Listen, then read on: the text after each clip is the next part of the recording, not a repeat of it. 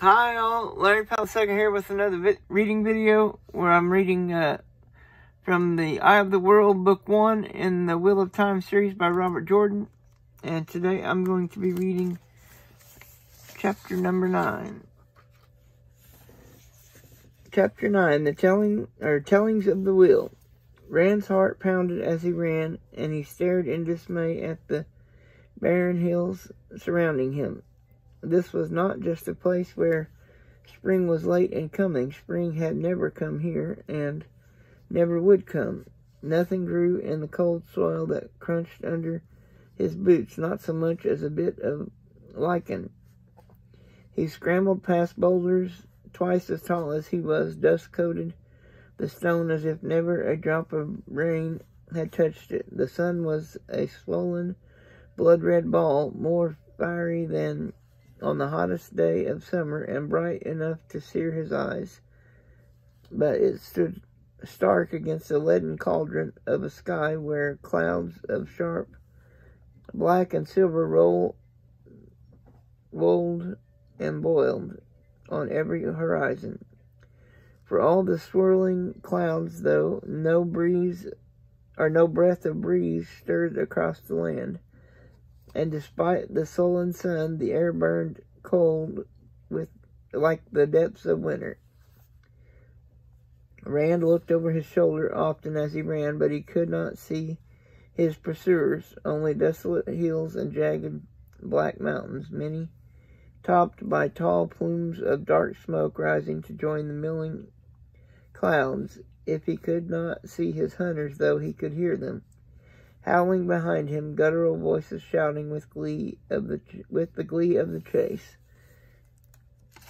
howling with the joy of blood to come. Trollocs coming closer, and his strength was almost gone. With desperate haste, he scrambled to the top of a knife-edged ridge, then dropped to his knees with a groan. Below him, a sheer rock wall fell away, a 1,000-foot cliff plummeting into a vast canyon. Steamy mists covered the canyon floor,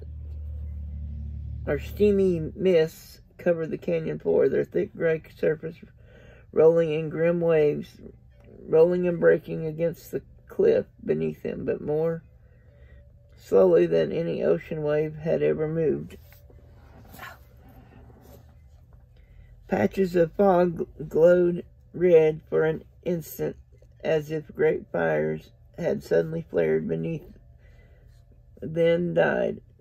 Thunder rumbled in the depths of the valley, and lightning crackled through the gray, sometimes striking up at the sky. It was not the valley itself that sapped his strength and filled the empty spaces left with helplessness. From the center of the furious vapors, a mountain thrust upward, a mountain taller than any he had ever seen in the mountains of mist, a mountain as black as the loss of all hope. That bleak stone spire, a dagger stabbing at the heavens, was the source of his desolation. He had never seen it before, but he knew it. The memory of it flashed away like quicksilver when he tried to touch it, but the memory was there. He knew it was there.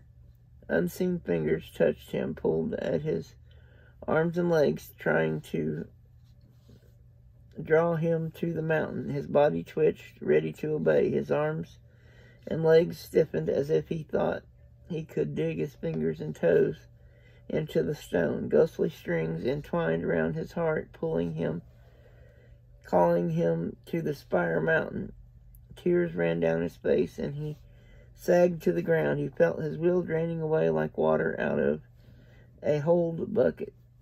Just a little longer, and he would go where he was called. He would obey, do as he was told. Abruptly, he discovered another emotion, anger. Push him, pull him. He was not a sheep to be prodded into a pen. The anger squeezed itself into one hard knot, and he clung to it as he would have clung to a raft in a flood. "Serve me," a voice whispered in the stillness of his mind, a familiar voice. If he listened hard enough, He was sure he would know it. Serve me. He shook his head to try to get it out of his head. Serve me. He shook his fist at the black mountain. The light consume you, Shaitan. Abruptly, the smell of death lay thick around him. A figure loomed over him in a cloak the color of dried blood. A figure with a face. He did not want to see the face that looked down at him. He did not want to think of that face. It hurt to think of it. Turned his mind to embers. A hand reached toward him, not caring if he fell over the edge. He threw himself away. He had to get away, far away. He fell, flailing at the air, wanting to scream, finding no breath for screaming. No breath at all. Abruptly, he was no longer in the barren land, no longer falling. Winter brown grass flattened under his boots. It seemed like flowers. He almost laughed to see scattered trees and bushes, leafless as they were, dotting the gently rolling plain that now surrounded him. In the distance reared a single mountain, its peak broken and split. But this mountain brought no fear or despair. It was just a mountain, though oddly out of place there, with no other in sight. A broad river flowed by the mountain, and on an island in the middle of that river was a city such as might live in a gleeman's tale, a city surrounded by high walls gleaming white and silver beneath the warm sun. With mingled relief and joy, he started for the walls, for the safety and serenity he somehow knew he would find behind them. As he came closer, he made out soaring towers, many joined by wondrous walkways that spanned the open air. High bridges arched from both banks of the river to the island city. Even at a distance, he could see lacy stonework on those spans, seemingly too delicate to withstand the swift waters that rushed beneath them. Beyond those bridges lay safety, sanctuary. Of a sudden, a chill ran along his bones. An icy clamminess settled on his skin, and the air around him turned fetid and dank. Without looking back, he ran from the pursuer whose freezing fingers brushed his back and tugged at his cloak, ran from the light-eating figure with the face that he could not remember the face except as terror. He did not want to remember the face. He ran, and the ground passed beneath his feet, rolling hills and flat plain, and he wanted to howl like a dog gone mad. The city was receding before him. The harder he ran, the further away drifted the white shining walls and haven. They grew smaller and smaller until only a pale speck remained on the horizon. The cold hand of his pursuer clutched at his collar. If those fingers touched him, he knew he would go mad, or worse, much worse. Even as that surety came to him, he tripped and fell. No, he screamed and grunted as paving stones smacked the breath out of him. Wonderingly, he got to his feet. He stood on the approaches to one of the marvelous bridges he had seen rearing over the river. Smiling people walked by on either side of him. People dressed in so many colors, they made him think of a field of wildflowers. Some of them spoke to him, but he could not understand, though the words sounded as if he should. The faces were friendly, and the people gestured him onward over the bridge with its intricate stonework, onward toward the shining silver-streaked walls and the towers beyond, toward the safety he knew waited there. He joined the throng streaming across the bridge and into the city, through massive gates set in tall, pristine walls. Within was a wonderland where the meanest structure seemed a palace. It was as though the builders had been told to take stone and brick and tile and create beauty, to take the breath of mortal men. There was no building, no monument that did not make him stare with goggling eyes. Music drifted down the streets, 100 different songs, but all blending with the clamor of the crowds to make one grand joyous harmony. The scents of sweet perfumes and sharp spices of wondrous foods and myriad flowers all floated in the air, as if every good smell in the world were gathered there. The street by which he entered the city, broad and paved with smooth gray stones, stretched straight before him toward the center of the city. At its end loomed a tower larger and taller than any other in the city, a tower as white as fresh fallen snow. That tower was where safety lay and the knowledge he sought, but the city was such as he had never dreamed of seeing. Surely it would not matter if he delayed just a short time in going to the tower. He turned aside onto a narrower street where jugglers strolled among hawkers of strange fruits. Ahead of him down the street was a snow-white tower, the same tower in just a little while, he thought, and rounded another corner. At the far end of this street, too, lay the white tower. Stubbornly he turned another corner and another, and each time the alabaster tower met his eyes, he spun to run away from it and skidded to a halt. Before him, the white tower. He was afraid to look over his shoulder, afraid it would be there too. The faces around him were still friendly, but shattered hope filled them now. Hope he had broken. Still the people gestured him forward, pleading gestures toward the tower. Their eyes shone with desperate need, and only he could fulfill it. Only he could save them. Very well, he thought, the tower was, after all, where he wanted to go. Even as he took his first step forward, disappointment faded from those about him, and smiles wreathed every face.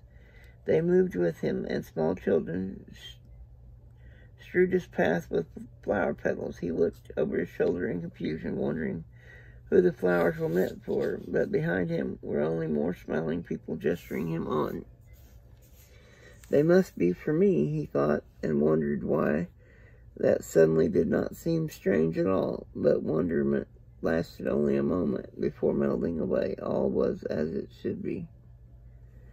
First one, then another of the people began to sing, until every voice was lifted in a glorious anthem.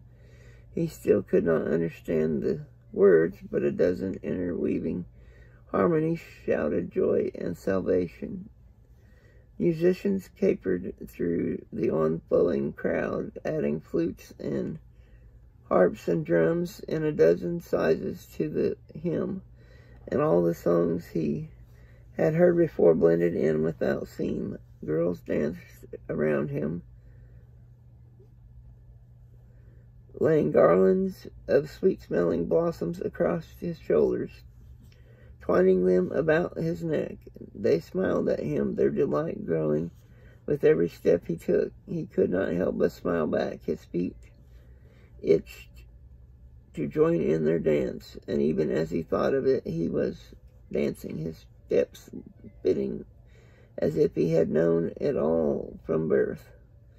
He threw back his head and laughed. His feet were lighter than they had ever been. Dancing with, he could not remember the name, but it did not seem important. "It is your destiny," a voice whispered in his head, and the whisper was a thread in the paean, or however you say that.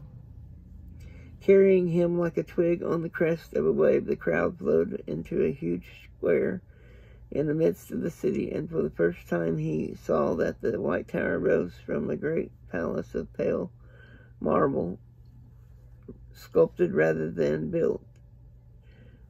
Curving walls and swelling domes and delicate spires fingering the sky. The whole of it made him gasp in awe. Broad stairs of pristine stone led up from the square, and at the foot of those stairs the people halted, but their song rose ever higher. The swelling voices buoyed his feet. Your destiny, the voice whispered, insistent now, eager. He no longer danced, but neither did he stop. He mounted the stairs without hesitation. This was where he belonged. Scroll work covered the massive doors at the top of the stairs, carving so intricate and delicate that he could not imagine a knife blade fine enough to fit. The portals swung open and he went in. They closed behind him with an echoing crash like thunder. We have been waiting for you, the Murdrel hissed. Bran'S sat bolt upright, gasping for breath and shivering, staring. Tam was still asleep on the bed. Slowly his breathing slowed. Half-consumed logs blazed in the fireplace with a good bed of coals built up around the fire irons. Someone had been there to tend it while he slept. A blanket lay at his feet where it had fallen when he woke. The makeshift litter was gone too, and his and Tam's cloaks had been hung by the door.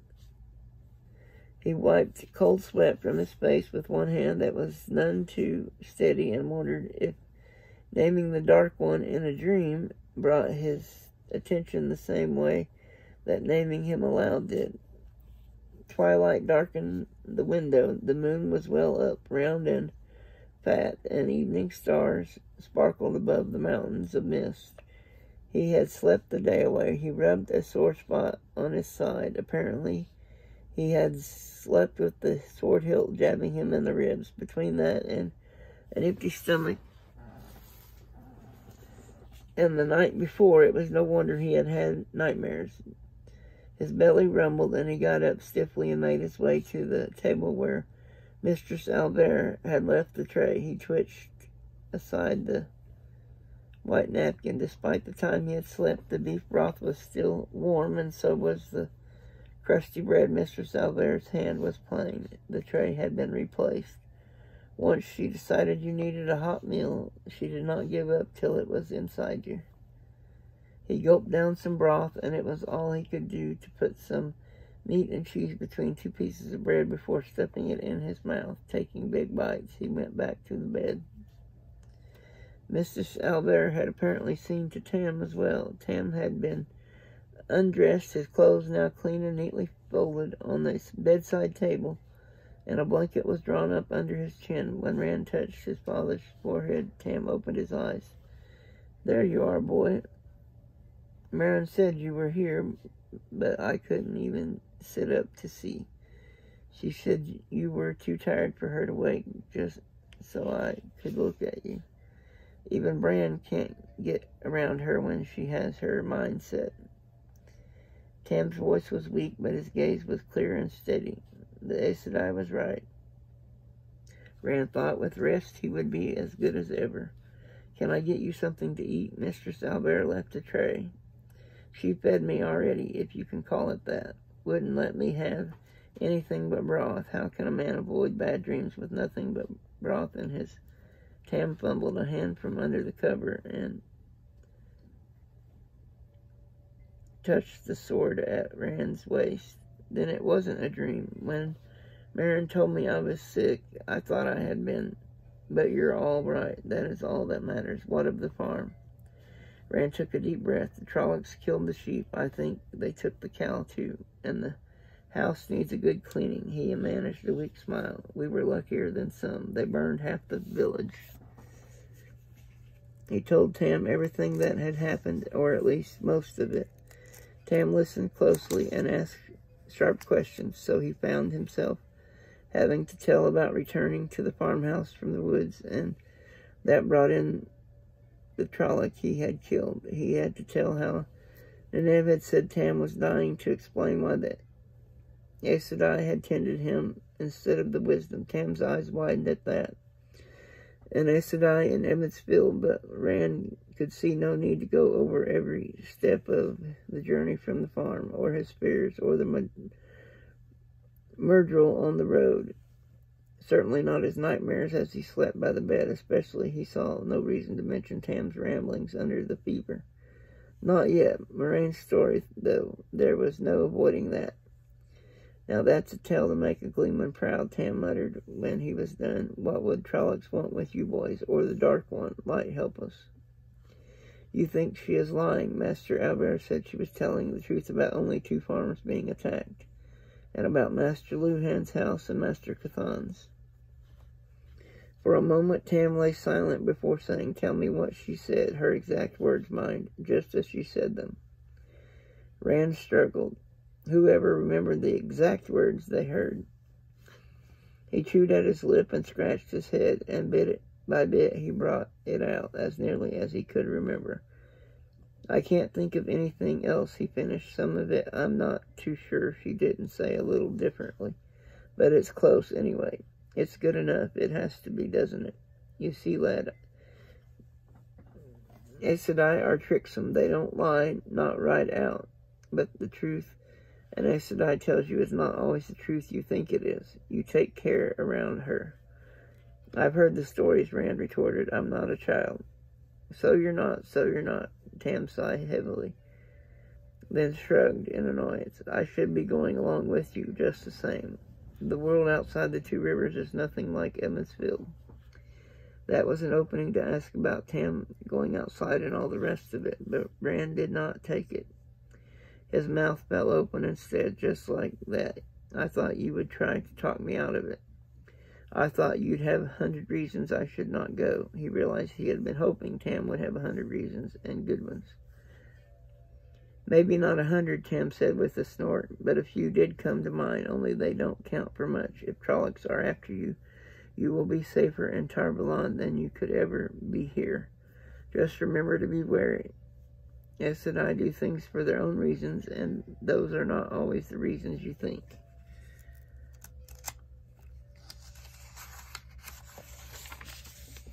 "The Gleeman said something like that," Rand said slowly. "Then he knows what he's talking about. You listen sharp.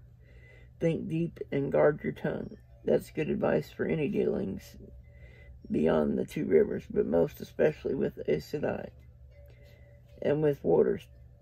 Tell Lan something, and you've as good as told Moraine. If he's a warder, then he's bonded to her as sure as the sun rose this morning, and he won't keep many secrets from her, if any." Rand knew little about the bonding between Aes Sedai and Waters, though it played a big part in every story about Waters he had ever heard. It was something to do with the power, a gift to the warder, or maybe some sort of exchange. The Waters got all sorts of benefits according to the stories. They healed more quickly than other men and could go longer without food or water or sleep. Supposedly they could sense Trollocs if they were close enough, and other creatures of the Dark One too, which explained how Lan and Moraine had tried to warn the village before the attack. As to what the Aes Sedai got out of it, the stories were silent, but he was not about to believe they did not get something. "I'll be careful," Rand said. "I just wish I knew why. It doesn't make any sense. Why me? Why us?" "I wish I knew too, boy. Blood and ashes, I wish I knew." Tam sighed heavily. "Well, no use trying to put a broken egg back in the shell, I suppose. How soon do you have to go?" "I'll be back on my feet in a day or 2, and we can see about starting a new flock. Oren Daltrey has some good stock he might be willing to part with the pastures all gone, and so does John Thane. Moraine, the Aes Sedai said you had to stay in bed. She said weeks." Tam opened his mouth, but Rand went on. "And she talked to Mistress Albert. Oh, well, maybe I can talk Merrin around." Tam did not sound hopeful of it, though. He gave Rand a sharp look. "The way you avoided answering means you have to leave soon, tomorrow or tonight." "Tonight," Rand said quietly, and Tam nodded sadly. "Yes, well, if it must be done, best not to delay, but we will see about this week's business." He plucked at his blankets with more irritation than strength. "Perhaps I'll follow in a few days anyway, catch you up on the road. We will see if Merrin can keep me in bed when I want to get up." There was a tap at the door, and Lan stuck his head into the room. "Say your goodbyes quickly, sheepherder, and come. Then there may be trouble." "Trouble," Rand said, and the warder growled at him impatiently. "Just hurry." Hastily, Rand snatched up his cloak. He started to undo the sword belt, but Tam spoke up. "Keep it. You will probably have more need of it than I. Though the light willing, neither of us will. Take care, lad, you hear?" Ignoring Lan's continued growls, Rand bent to grab Tam in a hug. "I will come back, I promise you that." "Of course you will," Tam laughed. He returned the hug weakly and ended up patting Rand on the back. "I know that, and I'll have twice as many sheep for you to tend when you return. Now go before that fellow does himself an injury." Rand tried to hang back, tried to find the words for the questions he did not want to ask, but Lan entered the room to catch him by the arm and pull him into the hall. The warder had donned the dull gray-green tunic of overlapping metal scales. His voice rasped with irritation. "We have to hurry. Don't you understand the word trouble?" Outside the room, Matt waited, cloaked and coated, and carrying his bow. A quiver hung at his waist. He was rocking anxiously on his heels, and he kept glancing off toward the stairs with what seemed to be equal parts impatience and fear. "This isn't much like the stories, Rand, is it?" he said hoarsely. "What kind of trouble?" Rand demanded, but the warder ran ahead of him instead of answering, taking the steps down two at a time. Matt dashed after him with quick gestures for Rand to follow. Shrugging into his cloak, he caught up to them downstairs. Only a feeble light filled the common room. Half the candles had burned out, and most of the rest were guttering. It was empty except for the three of them. Matt stood next to one of the front windows, peeping out as if trying not to be seen. Lan held the door open a crack and peered into the inn yard. Wondering what they could be watching, Rand went to join him. The warder muttered at him to take care, but he did open the door a trifle wider to make room for Rand to look too. At first, he was not sure exactly what he was seeing. A crowd of village men, some 3 dozen or so, clustered near the burnt-out husk of the peddler's wagon. Night pushed back by the torches some of them carried. Moraine faced them, her back to the inn, leaning with seeming casualness on her walking staff. Harry Copland stood in the front of the crowd with his brother Darrell and Billy Conger. Sin Beauty was there as well, looking uncomfortable. Rand was startled to see Harry shake his fist at Moraine. "Leave Evansfield," the sour-faced farmer shouted. A few voices in the crowd echoed him, but hesitantly, and no one pushed forward. They might be willing to confront an Aes Sedai from within a crowd, but none of them wanted to be singled out, not by an Aes Sedai who had every reason to take offense. "You brought those monsters," Darrell roared. He waved a torch over his head, and there were shouts of "You brought them, and it's your fault," led by his cousin Billy. Harry elbowed Sin Beauty, and the old thatcher pursed his lips and gave him a sidelong glare. "Those things, those Trollocs, didn't appear until after you came," Sin muttered. Barely loud enough to be heard, he swung his head from side to side dourly, as if wishing he were somewhere else and looking for a way to get there. "You're an Aes Sedai. We want none of your sort in the 2 rivers. Aes Sedai bring trouble on their backs. If you stay, you will only bring more." His speech brought no response from the gathered villagers, and Harry scowled in frustration. Abruptly, he snatched Darrell's torch and shook it in her direction. "Get out," he shouted, "or we'll burn you out." Dead silence fell, except for the shuffling of a few feet as men drew back. 2 river folk could fight back if they were attacked, but violence was far from common, and threatening people was foreign to them. Beyond the occasional shaking of a fist, Sin Beauty, Bill Conger, and the Coplands were left out front alone. Billy looked as if he wanted to back away too. Harry gave an uneasy start at the lack of support, but he recovered quickly. "Get out," he shouted again, echoed by Darrell, and more weakly by Billy. Harry glared at the others. Most of the crowd failed to meet his eye. Suddenly, Bran'S and Harald Luhan moved out of the shadows, stopping apart from both the Aes Sedai and the crowd. In one and the mayor casually carried the big wooden maul he used to drive bigots into casks. Did someone suggest burning my inn? He asked softly. The two couplets took a step back, and Sin Beauty edged away from them. Billy Conger dived into the crowd. Not that, Darrell said quickly. We never said that, Bran, out there. Bran nodded. Then perhaps I heard you threatening to harm guests in my inn. She's an Aes Sedai, Harold began angrily, but his words were cut off as Harold Luhan moved. The blacksmith simply stretched, thrusting thick arms over his head, tightening massive fists until his knuckles cracked. But Harry looked at the burly man as if one of those fists had been shaken under his nose. Harold folded his arms across his chest. Your pardon, Harry. I do not mean to cut you off, you were saying. But Harry's shoulders hunched as though he were trying to draw into himself and disappear, seemed to have nothing more to say. I'm surprised at you people, Bran rumbled. Pat Alcar, your boy's leg was broken last night, but I saw him walking on it today because of her.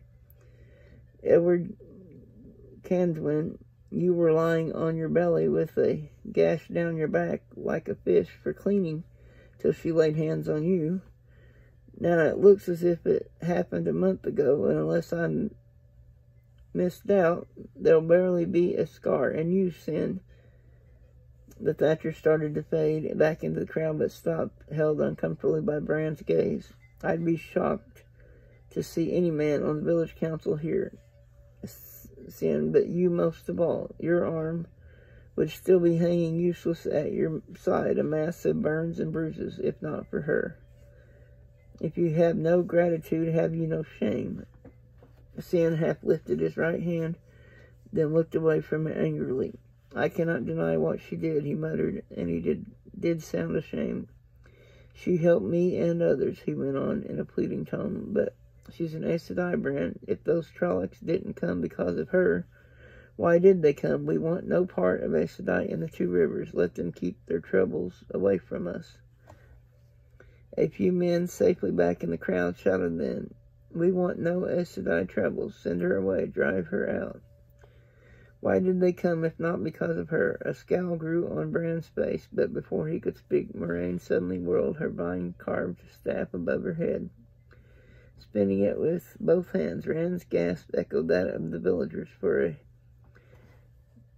hissing white flame flared from each end of the staff, standing straight out like spear points despite the rods whirling. Even Bran and Harl edged away from her. She snapped her arms down straight out before her, the staff parallel to the ground.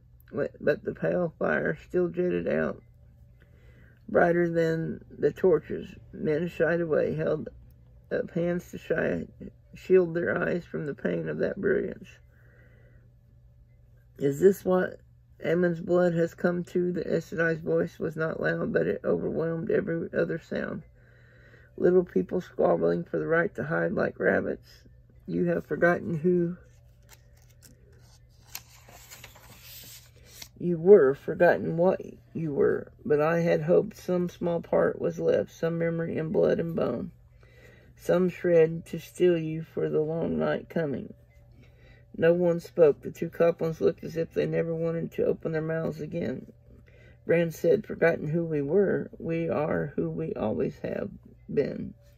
Honest farmers and shepherds and craftsmen, two river folk. To the south, Moraine said, lies the river you call the White River, but far to the east of here men call it still by its rightful name, Menetherendril, in the old tongue, waters of the mountain home. Sparkling waters that once coursed through a land of bravery and beauty. 2,000 years ago, Menetherendril flowed by the walls of a mountain city so lovely to behold that Ogier stonemasons came to stare and wonder. Farms and villages covered this region, and that you call the Forest of Shadow as well and beyond. But all of those folk thought of themselves as the people of the mountain home, the people of Menethrin. Their king was Ammon al-Thorin. Ammon, son of Kar, son of Thorin, and Eldrin, Elon, Carlon was his queen. Ammon, a man so fearless that the greatest compliment for courage any could give, even among his enemies, was to say a man had Ammon's heart.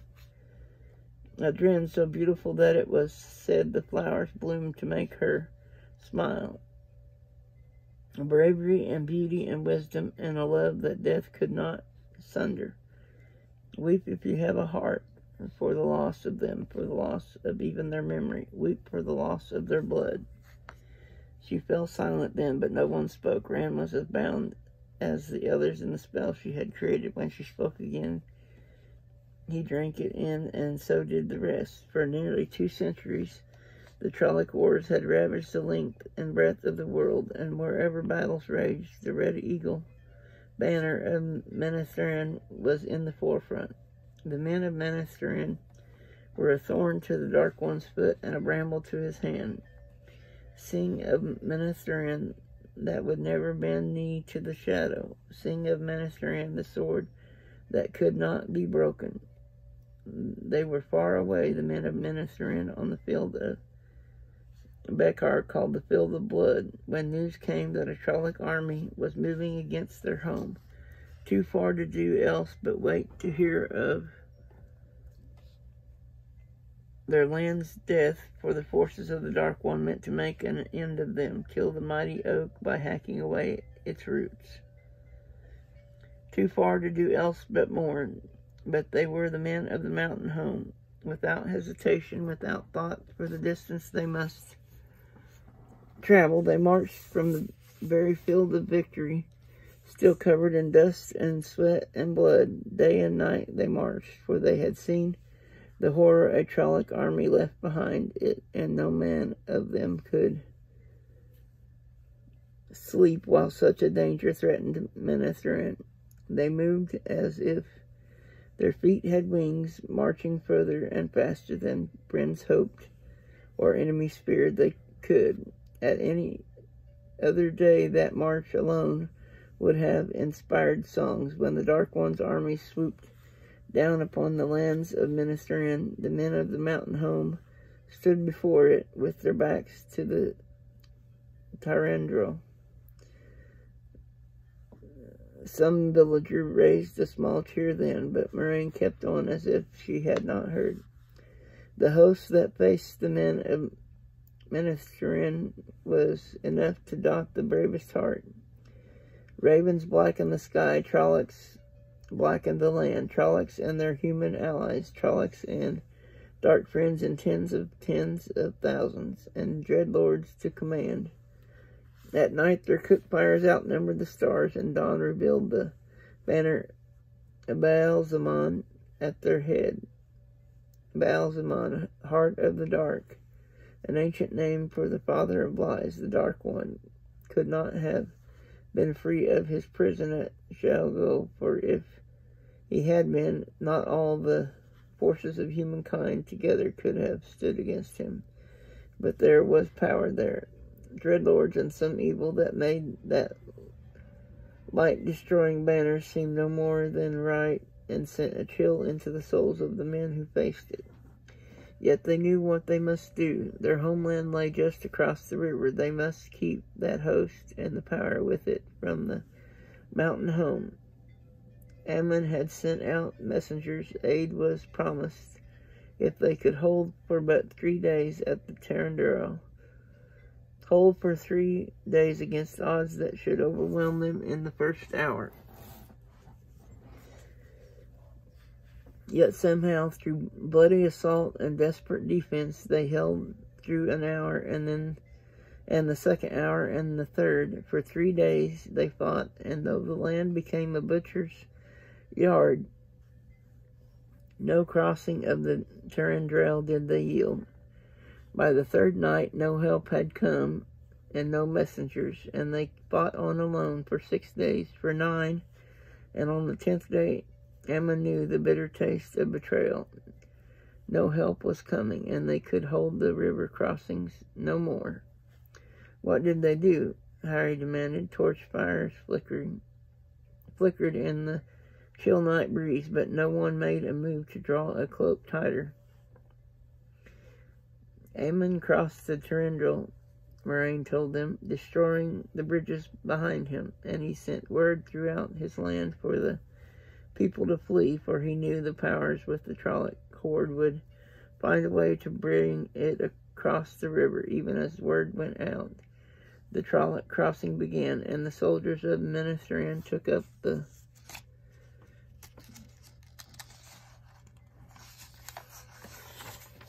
fight again to buy with their lives what hours they could for their people to escape.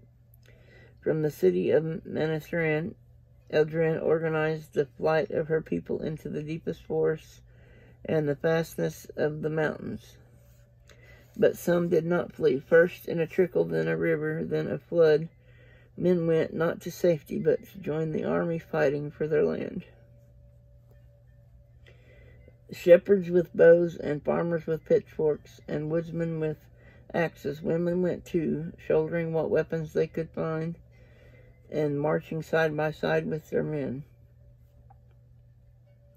No one made that journey who did not know they would never return, but it was their land, it had been their fathers', and it would be their children's, and they went to pay the price for it, or pay the price of it. Not a step of ground was given up until it was soaked in blood, but at the last the army of Menethran was driven back to here, to this place you now call Emma's Field. And here the Trolloc horde surrounded them. Her voice held the sound of cold tears. Trolloc dead, and the corpses of human renegades piled up in mounds, but always more scrambled over those charnel heaps and waves of death that had no end. There could be but one finish. No man or woman who had stood beneath the banner of the Red Eagle at that day's dawning still lived when night fell. The sword that could not be broken was shattered. In the mountains of mist, alone in the emptied city of Menethran, Eldrin felt Ammon die, and her heart died with him. And where her heart had been was left only a thirst for vengeance, vengeance for her love, vengeance for her people and her land. Driven by grief, she reached out to the true source and hurled the one power at the Trolloc army, and there the Dreadlords died wherever they stood, whether in their secret councils or exhorting their soldiers. In the passing of a breath, the Dreadlords and the generals of the Dark One's host burst into flame. Fire consumed their bodies, and a terror consumed their just victorious army. Now they ran like beasts before a wildfire in the forest, with no thought for anything but escape. North and south they fled, thousands drowned attempting to cross the Tyrrendril without the aid of the Dreadlords, and at the Menethran they tore down the bridges in their fright at what might be following them. Where they found people they slew and burned, but to flee was the need that gripped them, until at last no one of them remained in the lands of Menethran. They were dispersed like dust before the whirlwind. The final vengeance came more slowly, but it came when they were hunted down by other peoples, by other armies in other lands. None was left alive of those who did murder at Ammon's Field. But the price was high for Menethran. Eldrin had drawn to herself more of the one power that any human could ever hope to wield unaided. As the enemy generals died, so did she die. And the fires that consumed her consumed the empty city of Menethran, even the stones of it, down to the living rock of the mountains. Yet the people had been saved. Nothing was left of their farms, their villages, or their great city, Some would say there was nothing left for them, nothing but to flee to other lands where they could begin anew. They did not say so. They had paid such a price in blood and hope for their land as had never been paid before, and now they were bound to that soil by ties stronger than steel. Other wars would rack them in years to come, until at last their corner of the world was forgotten and at last they had forgotten wars and the ways of war. Never again did Manethran rise, its soaring spires and splashing fountains become as a dream that slowly faded from the minds of its people, but they and their children and their children's children held the land that was theirs. They held it when the long centuries had washed the why of it from their memories. They held it until today. There is you. Weep for Manethran. Weep for what is lost forever. The fires on Moraine's staff winked out, and she lowered it to her side as if it weighed 100 pounds. For a long moment, the moan of the wind was the only sound.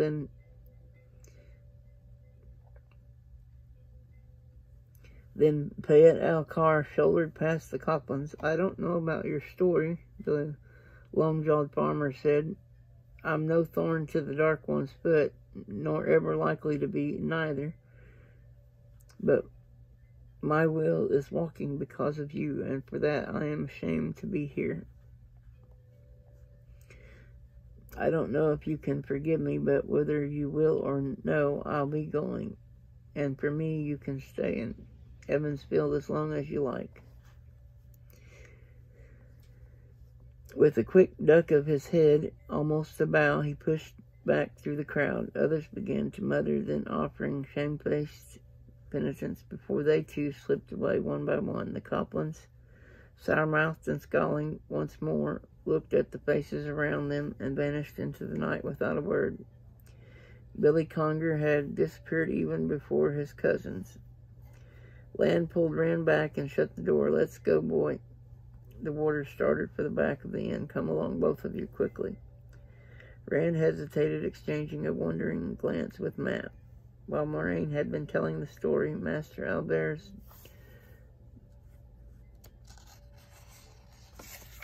Durons could not have dragged him away, but now something else held his feet. This was the real beginning, leaving the inn and following the warder into the night. He shook himself and tried to firm his resolve. He had no choice but to go. But he would come back to Evansfield, however far or long this journey was. What are you waiting for? Lan asked from the door that led out of the back of the common room. With a start, Matt hurried to him, trying to convince himself that he was beginning a grand adventure. Rand followed them through the darkened kitchen and out into the stable yard. And that is the end of chapter 9. And I will read chapter 10 in my next video. I want to thank everyone for watching. Please like and subscribe if you haven't already. And I will put my contact information in the description down below, in case anybody wants to contact me or send me something. And as I've said in other videos, I would like to hear your thoughts on whether you like the book's version of the story or the TV show on Amazon Prime better, which version you like better, because there is differences. Anyway, as always, everyone have a wonderful day and be safe. Bye-bye.